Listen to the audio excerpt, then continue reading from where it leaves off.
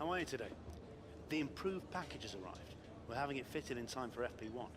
Have a look at the factory report. And that is a positive way to start off episode number 8 of the Sauber Career Mode. What's up, guys? Welcome back to the Sauber Career Mode. As you can see, we have got our new engine upgrade for this race. And it's particularly important, significant, because of the fact that we're at the Baku street circuit, which has the longest straight in the Formula 1 calendar. And also, we've managed to get our turbocharger durability upgrade as well. And also, we've got another core competency because of the fact that we have upgraded a certain number of parts. It means that the upgrade speed for minor improvements or upgrades to the car are going to be one a week or take half the time as opposed to what it was originally. So it's only going to take us a week now to actually get those components on the car if we take a minor upgrade, which is absolutely fantastic. So if we get enough resource points for today, we might be able to get upgraded onto the car ready for Austria. If not, then we'll probably have to wait until our home Grand Prix at Silverstone. But anyways, let's get into practice now for Baku. Welcome to the Baku City Circuit, where free practice for the Azerbaijan Grand Prix is about to get underway. This is a technical circuit which will nonetheless see some huge speeds with a near flat-out final sector that's twice the length of Shanghai's back straight. Let's see who can find the right balance in their setup today. Beside me to take you through free practice today is a man with 3 decades of racing experience under his belt. It is, of course, Anthony Davidson. Thanks for joining us today, Ant, and tell me, where should we be focusing our attention today? I think we need to be looking across the entire field to see how far these cars are able to push a single set of tyres.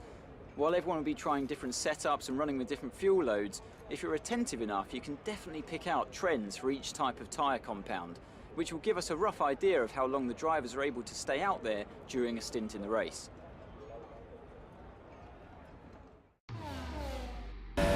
Alright, here we are on a glorious sunny day in Baku, Azerbaijan, ready to start practice 1, as always, with the track acclimatization.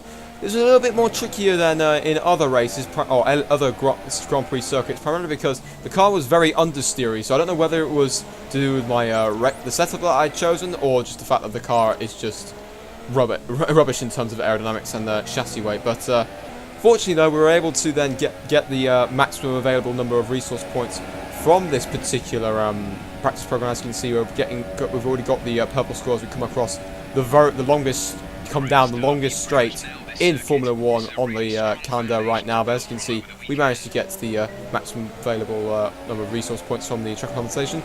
Then moved on into the tyre wear test, and I thought this might be a little bit more of a challenge because there are quite a few high tyre wear corners. But based off what happened in real life, there was only really it was only a one-stop race. The only guys that made the extra stops were the guys that came in who were near the back of the field, and also Hamilton and Vettel for each of their different problems that they had, well, one being a penalty and one being the headrest. But yeah, managed to get that done. We then moved on into the race strategy. This was the last practice program we did in practice 1, primarily because I just thought we wanted to get this out of the way, and we can get these soft tyres out and see how they do. Also, I think we also had the an objective for the team to do 2 race strategies on softs and super softs. I'm not showing you the super softs one, this particular one, but just thought let's get the soft tyre one out the way first, and then move on to it a little bit. Move on to something else a little bit later. As you can see, we've managed to get the maximum available resource points from the race strategy.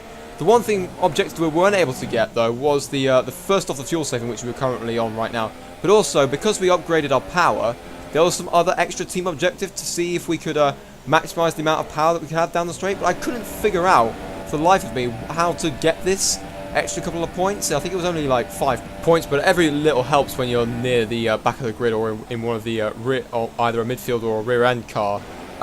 Anyways, we then moved on into the qualifying program after we managed to only get the green objective for fuel saving. And again, similar sort of thing for this particular practice program. We actually weren't able to get the purple objective for this particular practice program. I think mainly because we were struggling a little bit with setup again. But yeah, it's one of those things really. But 3 out of 5 isn't too bad, I guess, in one of the circuits I thought we were going to really struggle at, despite the fact the team actually scored a point in real life with Pascal Wehrlein. But we'll just have to wait and see for this particular race. We've got the upgraded power. Maybe we can overtake a couple of more cars down the straight. So we're now just quickly changing our engine to the third components. For majority of the engine's components are going to be onto number 3, but the control electronics are still going to be on number 2. So without further ado, let's get into qualifying. Circuit has rubbed it in with practice, but this is still going to be a difficult session for our drivers as they fight for pole position. Welcome to qualifying here in Azerbaijan.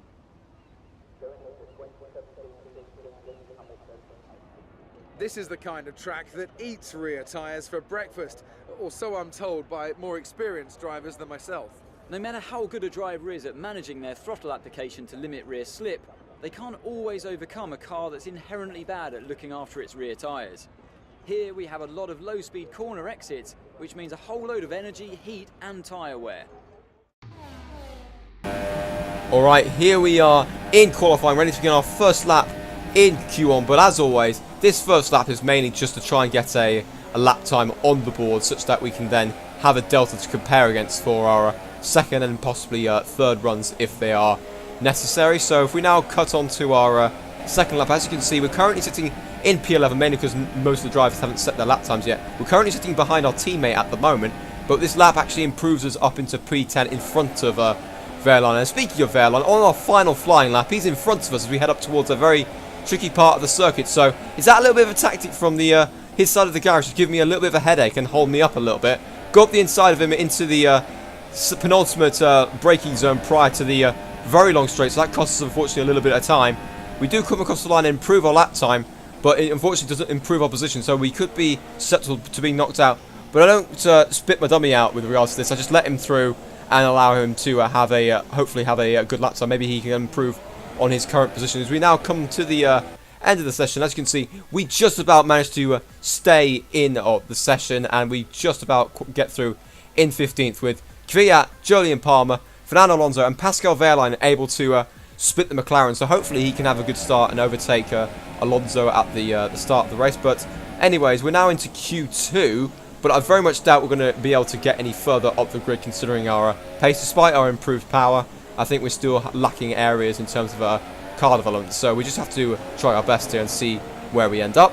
And after our first attempt, we're currently sitting in P14 in front of Lance Stroll, and we are up on our previous besto, which is fantastic. We actually decided to set the first lap on a set of scrub tyres just so we can get that car improvement as we head up towards the line here. We're down to 15th for now, but let's see where this lap time will put us as we come across the line in a couple of seconds right about now. And we actually got up into an unexpected P11. That was absolutely fantastic, and actually we were able to hold on to that position for the rest of the session. So an unbelievable lap here. I don't know what happened to the rest of the guys that were actually faster than us in the first session, but yeah, I'm absolutely over the moon with that. We're going to go into the race with the possibility of scoring some more points, just like Wehrlein did in real life at the Azerbaijan Grand Prix. All the drivers in the top 10 actually qualifying on super soft tyres, so it's going to be a question as to who is able to get their tyres to last longest, but we have to wait and see on that front. I mean, some drivers might end up going for 2 stops in that case, and we might be able to make some moves up the grid. But without further ado, let's get into the race. Anthony Davidson joins me today as we look ahead to something just a little bit different. It's quite high speed for a street circuit here, isn't it? Do you think that's going to throw up any unexpected situations? Well, as long as the teams can keep everything cool, I don't foresee any particular big issues from a technical side of things. I do expect the track to be quite slippery though. We've not exactly had much chance to rubber in the surface. Any street circuit also comes with its own challenges, so I think we'll be seeing a few mistakes here and there. The smart strategy would be to expect a safety car, I think, especially early on when the pack is bunched up. Well then, after an exciting qualifying session yesterday, let's take a look at how the cars line up. Lewis Hamilton lines up on pole position, and Valtteri Bottas will line up alongside. Looking down the rest of the grid, we have Vettel, Raikkonen, Max Verstappen and Massa, Ricciardo, Ocon, Perez and Lance Stroll, as Sauber, Grosjean, Carlos Sainz and Hülkenberg, Magnussen, Kvyat, Julian Palmer and Fernando Alonso. Wehrlein and Stoffel van Dorn completes the grid. Now it's almost time to lights out, so let's go down to the track.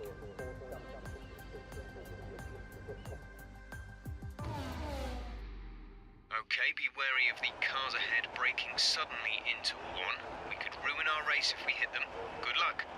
Thank you, Jeff. Let's have a quick look at the race strategy that the team has selected for us. As you can see, they're asking us to start on the super soft tyres and then go on to the soft tyres, but unlike what we did in Canada, where we were kind of forced into going on to the softest compound tyre available and then going on to a harder tyre towards the end, I'm going to switch the two stages of stints around, so like what we did in Russia and also in Spain, because that was really effective for us in terms of scoring some points. So we're going to do the same again. We're going to start on the harder of the two tyres that the team selected. So starting on the yellow wall soft compound tyres and then switching to the super softs, because that means we will then be a lot more competitive towards the end of the race as the fuel burns down, and we'll be on the softer tyres in theory compared to the cars in front of us and possibly behind us. So it's just a question of what everyone else does, but fingers crossed we can get some points to win on to the formation lap.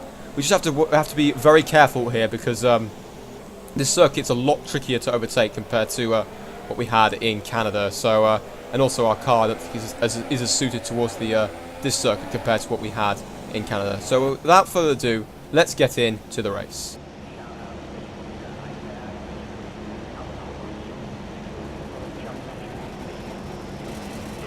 The rest of the grid is forming up. Be patient and watch for the lights.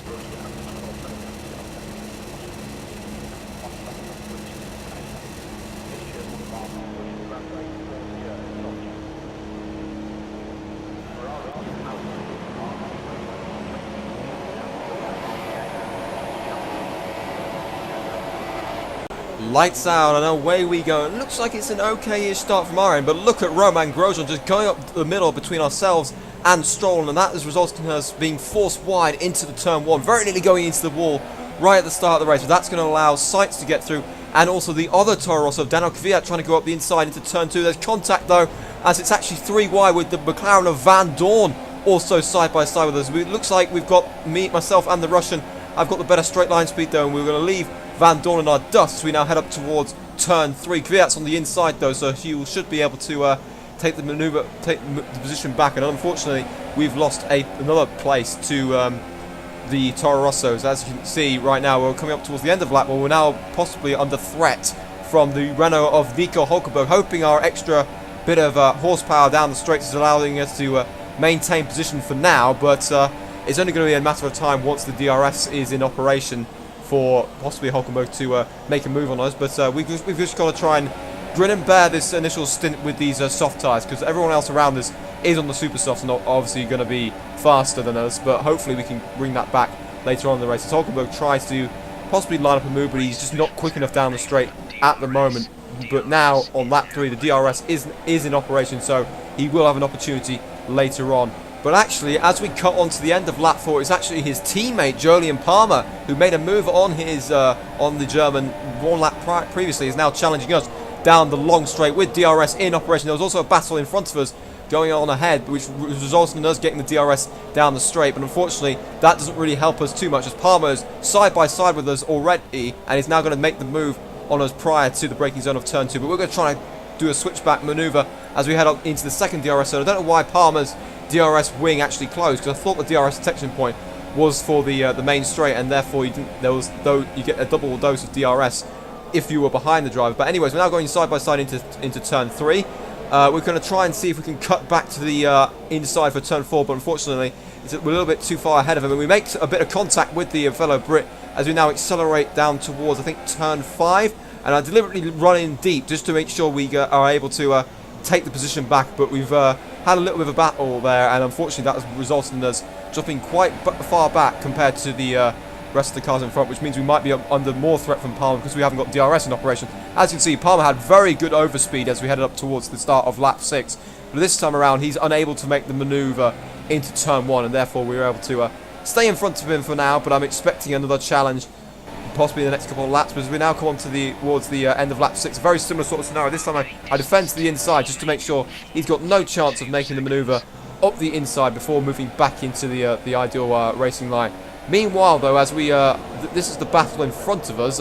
It's a train of 4 different cars trying to overtake, I think, a Haas of Roman Grosjean. I think his initial start as starting pace has kind of faded, and he's getting swamped by several drivers. I think there's a Force India in there. There's the 2 Toro Rossos as well. So Grosjean is really getting demoted here as Hamilton rejoins out of the pit lane there, just in front of Grosjean, whilst the Toro Rosso, I think that was Sainz making a move on the Haas, and now Kvyat's trying to do the same thing to the Ferrari-powered Haas as we head up towards turn 3, and he's made the manoeuvre stick. And all this infighting, though, has allowed us to actually to close the gap on these guys. As you can see, we're right with Grosjean now, and we may have an opportunity to move up the field here. I think we have moved up one position, mainly because of driver making their first pit stop very early on in the race, primarily because they're going to be on the two-stop strategy. But as you can see, we've managed to close it right up to Grosjean. I'm not sure whether he's got some sort of car problem or he's running out of tyres, but as we now come on to the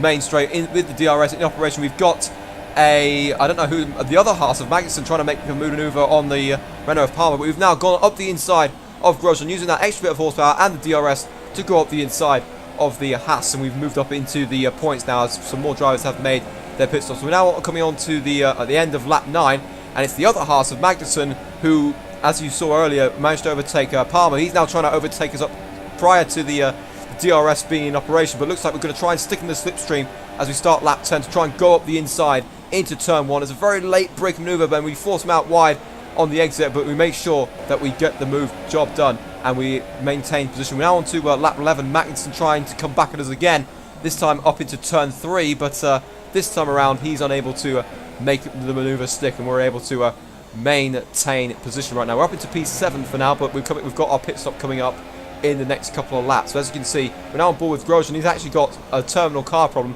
so maybe that was the reason why he was starting to lose a little bit of pace, and unfortunately for him, he is out of the race. So that didn't cause any sort of virtual safety car or anything like that, so a shame really. I would have actually boxed if that had been the case, but yeah, that's one of those things. But anyways, we're now up into P4, mainly because of more drivers making the pit stops, and that is Sergio Perez going up the inside of us prior to turn 1. Didn't really want to fight him. He's got the much faster car than us, and he's got fresher tyres. So let's just try and see if we can keep our lap times up and see where we end up. I think a couple of other cars that were behind us, guys like Magnussen and Hulkenberg and also Palmer, have already made their pit stops. So it's all going to be down to how much lap time we don't lose when fighting other cars. But as we now come into the pits for our only pit stop of the afternoon, going on to the super soft tyres, as I mentioned earlier on in the race. Let's hope that the pit stop mechanics provide us with a decent enough-ish pit stop and see where we end up rejoining. Hopefully we have an opportunity to get back into the points here after the a bit of a sluggish start that we had at the as you saw at the start of the race. We're now rejoining here. As you can see, we've lost a couple of positions, and there is the Haas of Magnussen, so we have been undercut by the Dane, but I'm hoping that we will have the superior pace advantage as we've now got these super soft tyres on our car. We've also rejoined in front of the Red Bull of Daniel Ricciardo, so we may have a little bit of a fight on our hands here with the Red Bull trying to follow us through and trying to overtake some cars. So it may be a battle between ourselves and also the Red Bull for the last couple of points positions as we now come through the end of the first sector prior to the castle section. We are getting closer and closer to Magnussen here. We're now into the DRS range of the Dane as we possibly have an opportunity to go up the inside of the Haas as we now brake later into the corner. We dabbed on the brakes a little bit earlier, then I decided just to let the car run into the corner just so we could then take the inside line and therefore take the position.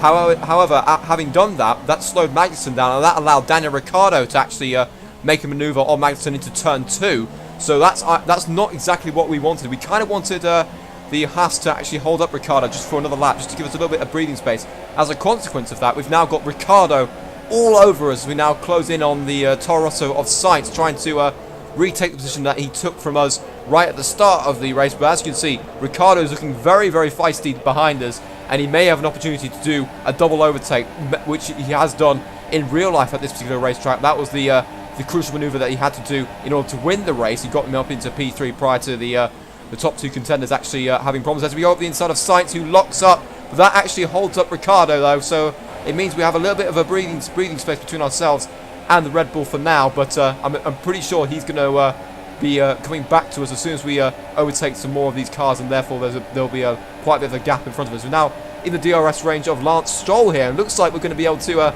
make an overtake on the Williams, despite the fact that they should have the superior straight line advantage with that Mercedes power. But maybe because of the fact that he's on the medium tyres and he's unable to get the traction down quicker down the in the corners, which means that he hasn't got as much pace on the straights. We now have a look at the replay, and meanwhile in the background, Ricciardo is making the overtake on sight, so he is again going to have to. He's again on the move, and he's now going to have to deal with Lance Stroll as well, as we now try and close in on the other Toro Rosso of Kvyat, the other driver that was able to overtake us from the start. Again, we're in the DRS zone of the Russian, but this time it's going to be a much more straightforward manoeuvre than we did on Stroll, mainly because of the fact that we've got the performance advantage in terms of the engines isn't as great between the Renault power and the year-old Ferrari power, which we've slightly upgraded. As we now come in towards turn 2, we do make a little bit of a mistake and hit the curb and run wide in that particular corner, which allows Kvyat to possibly have an opportunity to overtake us as we head up towards turn 3. We've got the DRS in operation though, because of the fact that we were behind Kvyat prior to the DRS detection zone, and so that means we get a double dosage of it. But anyways, Kvyat's unable to make the manoeuvre, and then he's now under threat from Ricciardo just on a couple of laps later, and Ricciardo makes it very, very simple and goes up the inside prior to turn 1, and he's now going to be in pursuit of us as we head up towards the final few laps here. It's not got long to go prior to the end of the race, so we now go on board with Alonso. Unfortunately for him though, his race is run, and he suffers some sort of car failure and ends up pulling up off the where the probably a parking spot, easy parking spot for retired cars, which means there wouldn't be any virtual safety car calls, which is a bit unfortunate for us. As you can see, we're now coming up towards the end of the penultimate lap, and Ricciardo has closed the gap on us quite significantly because of that superior advantage that the Red Bull car has overall in terms of downforce and in terms of also straight line speed. But anyways, we now come up towards the braking zone of turn 1, trying to be a little bit braver on the brakes than the Australian. Very hard to do because of how brave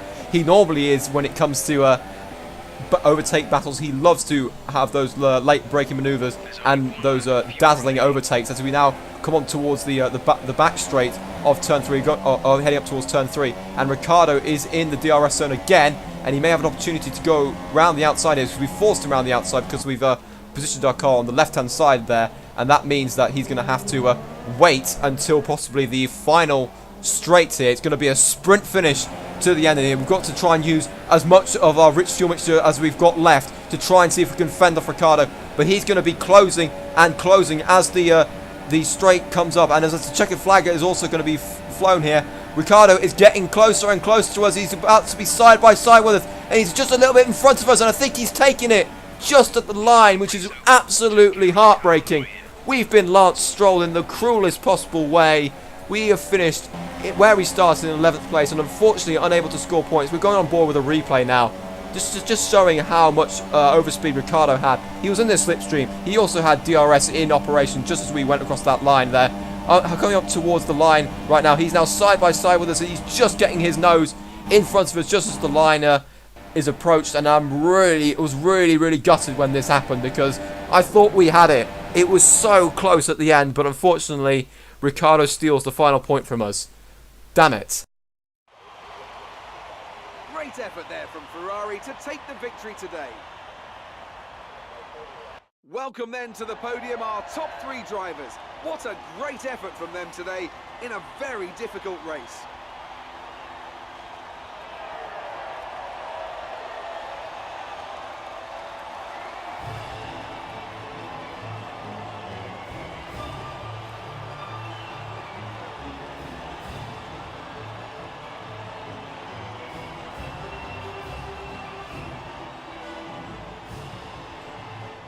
And after this round of the World Championship, here's how things look in the drivers' table. It's a good result for Kimi Räikkönen, who extends his advantage at the top of the championship. Moving on to the driver of the day then. Anthony Davidson, who would you go for? Difficult call, Crofty, but I'd like to say Sergio Perez. He's just so gifted at getting the most out of his tyres, and he showed that here today. And now let's take a look at the constructors' standings. Ferrari extend their lead at the top of the championship.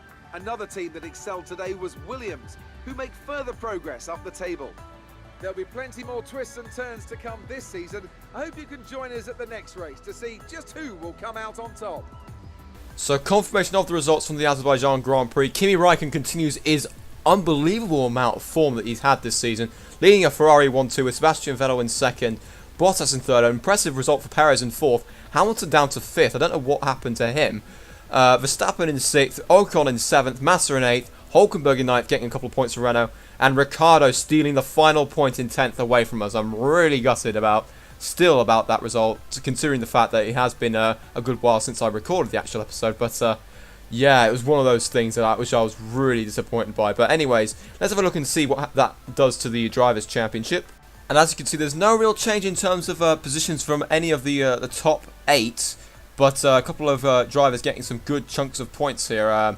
Particularly the two Ferraris getting further and further ahead of the Mercedes here. But Ocon is the main and Massa of the main movers, moving into the top 10 following their points finishes from today's race at the expense of both Magnussen and also Hulkenberg, who also scored at this particular Grand Prix. He's now level with the Dane. But anyway, so now if we now cut to the Constructors' Championship, Ferrari continuing to lead the way after extending their points advantage thanks to the 1-2. We stay in 5th place for now, but we're still on level on points with Haas here. As you can see, we've also got Williams moving up in front of Renault, mainly because of Massa finishing in front of Hulkenberg, despite both teams scoring right there. So I'm pretty sure Williams are going to be coming for us as well. They're not too far back.